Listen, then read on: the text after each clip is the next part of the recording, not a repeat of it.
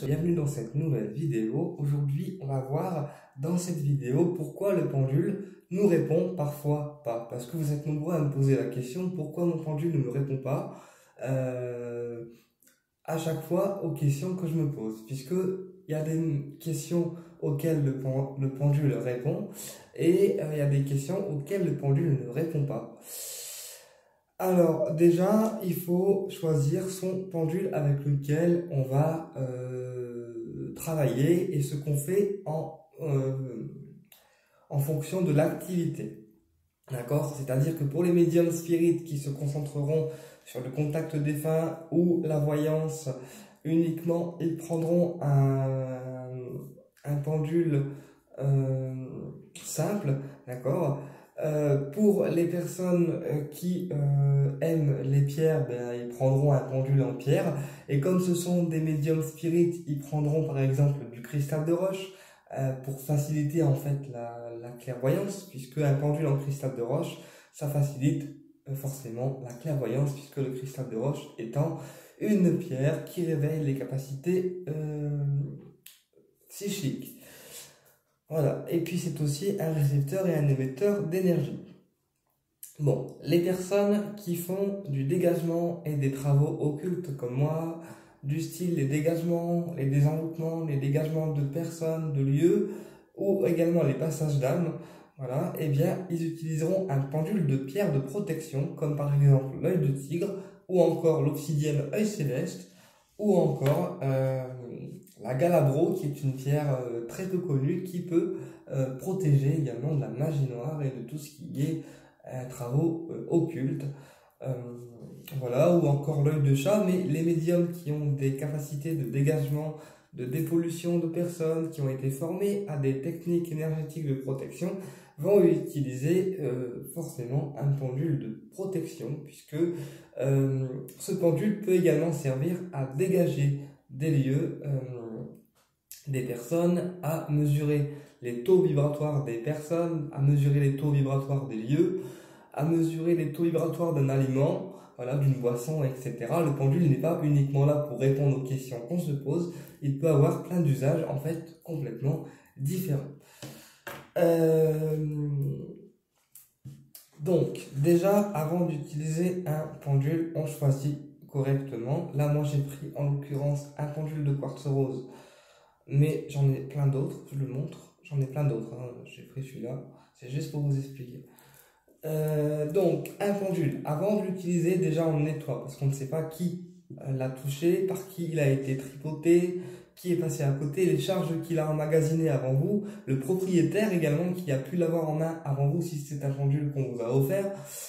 Donc il est important de le nettoyer, de le purifier à l'encens ou à l'eau froide, d'accord, et de le nettoyer à la pleine lune pour les personnes qui travaillent avec la pleine lune ou l'énergie solaire selon la pierre, ou encore pour les personnes qui ont les rayons d'utiliser le rayon argenté qui est un rayon comme la flamme violette qui va nettoyer les lieux et les objets.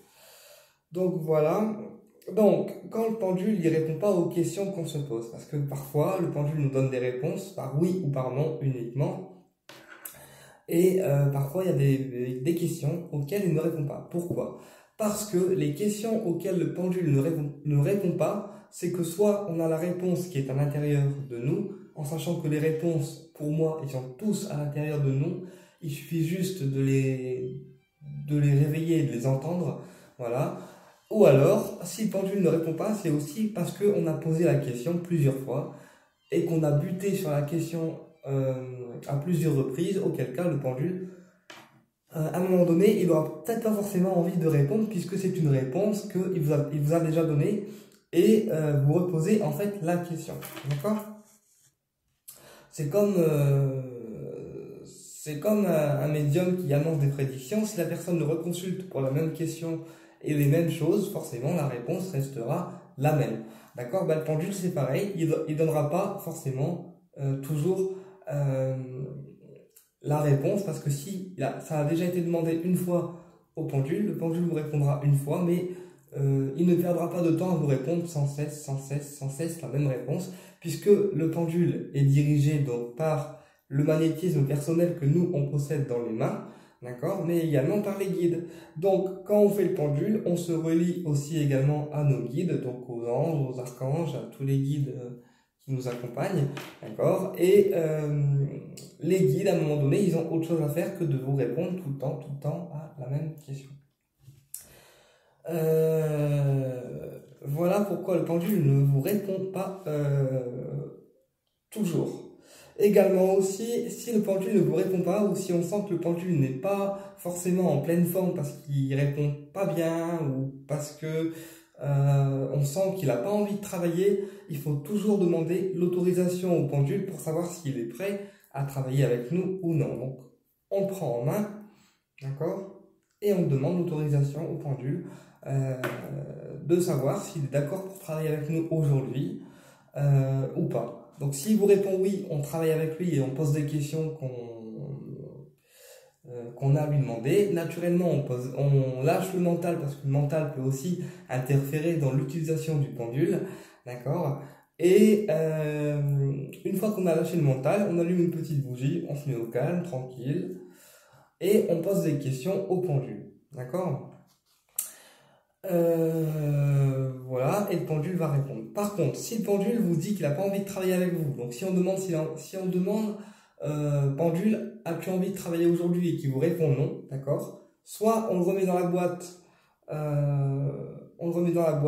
d'accord, ou on le purifie à l'eau, d'accord, pour le décharger aussi, hein, parce que des fois il y a des gens qui ont un pendule mais qui ne l'entretiennent pas, auquel cas ça peut aussi rendre votre pendule malade, et donc un pendule doit être souvent purifié dans un ensemble purificateur comme la sauge, le benjoin, le pontifical, le sang de dragon, etc.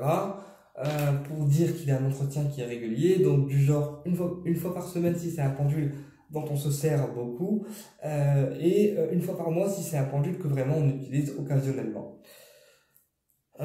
Pour moi ça suffit. Après on a aussi les formes géométriques sacrées, hein, pour les personnes qui n'ont pas forcément le courage de faire le passage à l'eau, le passage à l'encens, etc. Donc on peut recharger le pendule dans une fleur de vie, sur une fleur de vie plutôt, sur un cube de l'archange Métatron également, qui est une forme géométrique sacrée, et on peut le recharger pour moi aussi sur un solide de Platon. Donc les solides de Platon qui sont également des formes géométriques sacrées qui permettent de recharger les objets. Pour les personnes qui ont des rayons, on fait des rayons. Et après, si le pendule n'a pas envie de travailler avec vous, comme j'ai expliqué, on range dans sa boîte. Donc si on a plusieurs pendules, on en prend un autre et on voit si l'autre pendule a envie de travailler avec nous. Et si vraiment vous n'avez qu'un pendule, on le laisse de côté durant quelques jours et on retente l'expérience une prochaine fois. Voilà. Après, il ne faut pas utiliser le pendule quand on est fatigué parce que la fatigue peut aussi déjouer vos réponses et la réponse risque de ne pas être très très claire, d'accord.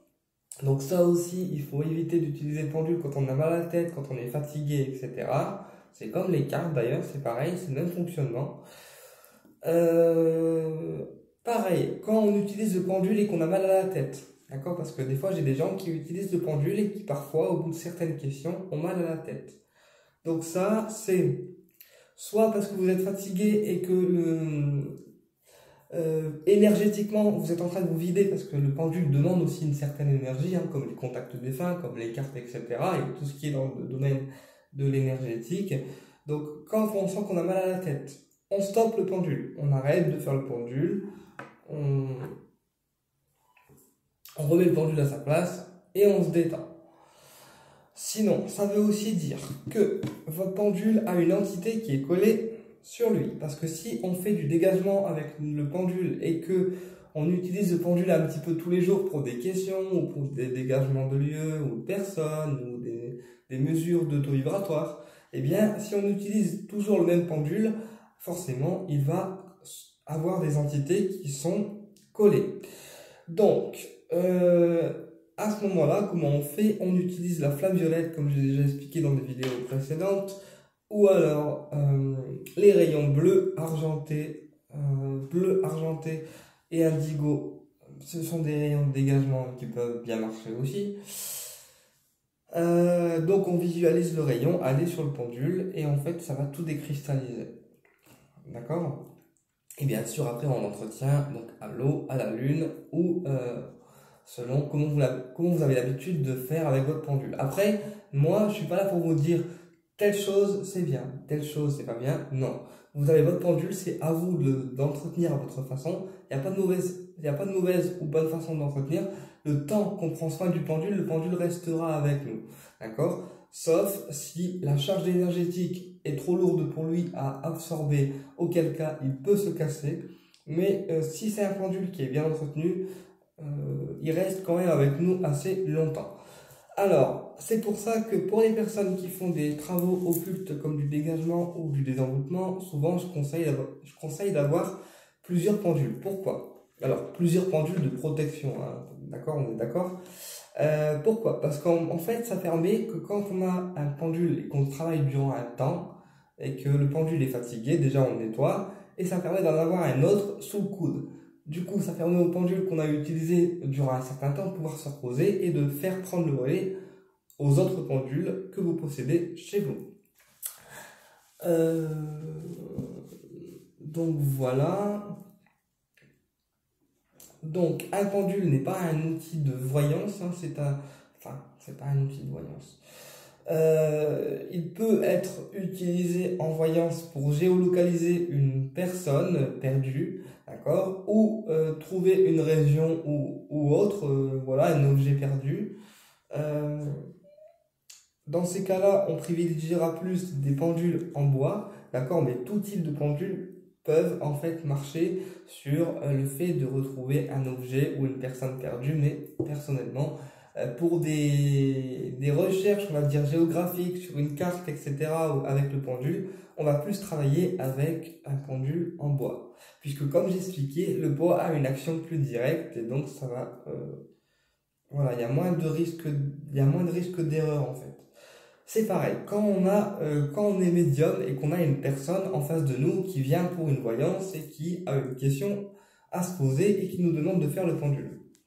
Donc, on prend le pendule et la personne, comme elle est en face de nous, il y a moins de risque d'erreur. Puisque comme la personne est en face de nous, on canalise en fait ses énergies et comme elle est en face, on se branche automatiquement à la personne.